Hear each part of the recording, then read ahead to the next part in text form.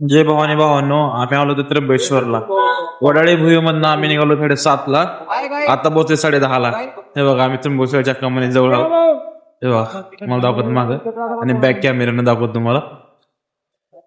लिल्ले शेगाव श्री गजानन महाराज संस्थान शेगाव ट्रस्टची काय ते शाखा माग एक कमान आणि परत थांबले ते सगळे. आम्ही थांबलोत.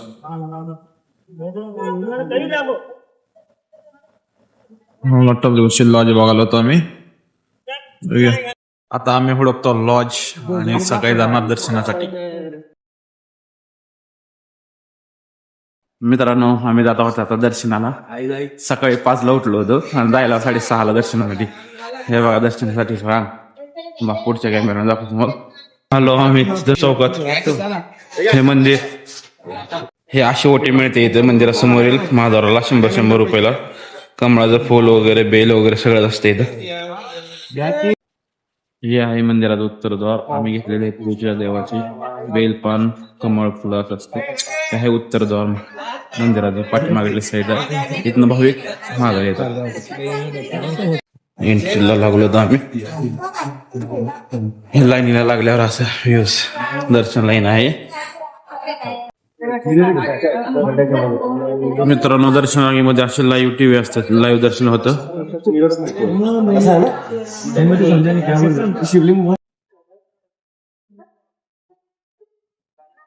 लाईव्ह दर्शन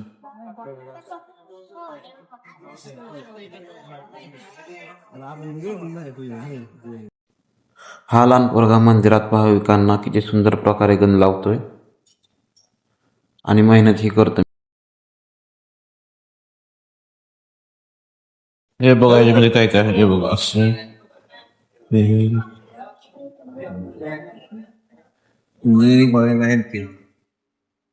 मग पार्वती पते हर हर महादेव. मित्रांनो आपण आलो हो गाभार समोर. हे बघा गाभार हाताला लावलेली घंटी आणि आपण आता मध्ये जाणार आहोत. आपण जाऊ या घंटी वाजून मध्ये. हे बघा मंदिरावर किती भारी नक्षीकाम केलेलं आहे मित्रांनो. किती बारीक नक्षी आहेत. गाभाऱ्यात आल्यानंतर हे बघा समोर हे एका देवाचं लिंग नसून 3 देवाचे लिंग आहेत. ब्रह्मा विष्णू महेश असे 3 देवाचे लिंग इथं आहेत. याच कारणामुळे त्र्यंबकेश्वरला त्रिदेव स्वरूप मानले जाते. या लिंगावर सतत नैसर्गिक पाण्याचा धारा वाहत राहतो. त्याला गंगेचा प्रवाह मानला जातो.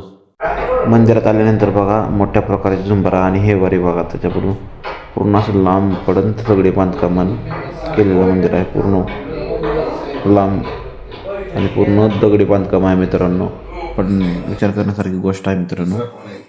हे बघा झुंबरा आणि ह्याच्यावरचा पेस बघा किती लांब आणि किती उंच आहे. हे सगळे दगडी बांधकाम आहे मित्रांनो. देवापाशी गेल्यावर मोबाईल किंवा कॅमेरा अलाउड नव्हता मित्रांनो, म्हणून व्हिडिओ काढता आला नाही. आपण लाईव्ह दर्शन बघू शकता. पुढील ब्लॉग आपण बाहेर आल्यानंतर बघू मित्रांनो.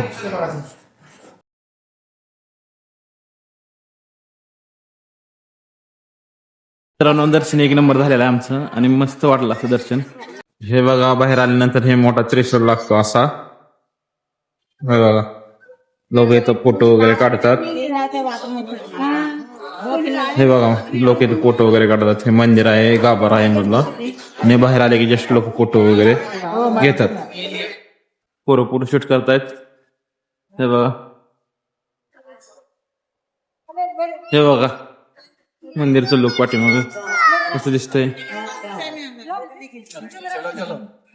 हे बघा मित्रांनो हे उत्तर महाद्वार. हे बाहेर यायचे महाद्वार. मंदिरातून बाहेर आल्यानंतर डाव्या साईडला हॉलिडेज पोहे उपीट आणि शाबू खिचडी विकतात. यांचे रेट 60 रुपये पर प्लेट आहे मित्रांनो. मित्रांनो हे बघा ब्रह्मगिरी पर्वत आहे. तर महादेवनं जटा आपटले होते. मग हे जे त्र्यंबकेश्वर मध्ये दिसतं असं मंदिराच्या शेजारून दिसतं मित्रांनो. ह्या ब्रह्मगिरी पर्वता पलीकड गोदावरी नदीचा उगम झालेला आहे. हे त्र्यंबकेश्वर मध्ये आहे भावांनो हे सगळं. हे बघा मित्रांनो हे तर कुंड आहे आणि इथं बोर्ड आहे की असं गंगा गोदावरी मंदिर त्र्यंबकेश्वर म्हणून लिहिलेला. ह्या कुंडामध्ये लोक आंघोळ किंवा अंघोळ तोंड वगैरे देऊन दर्शनाला जाते. हे बघा इथं पण पिंड देवाची हे बघा मित्रांनो, हे कुंड आहे. इथं लोक आंघोळ वगैरे, तोंड वगैरे, पायावर पाणी घेऊन दर्शनासाठी जातात. आणि या साईडला गंगा गोदावरी मंदिर आहे. हे आहे, अशा प्रकारे लोक आंघोळ्या वगैरे करतात. आणि पाठीमागील जे काय डोंगर रांग आहे ना, हे ब्रह्मगिरी पर्वत आहे मित्रांनो. हे बघा, हे ब्रह्मगिरी पर्वत आहे मित्रांनो. हे जे पाणी आहे ना या तीर्थामध्ये, हे गोदावरी नदीचं पाणी आहे. इथं लोक स्नान वगैरे, आंघोळ वगैरे करतात. हे बघा, या तीर्थाला तीर्थराज कुशावर्त असं म्हणतात. हे बघा, पाणी डोक्यावर किंवा आंघोळ केल्याने चांगलं असतं. आमचं दर्शन वगैरे झालेलं आहे.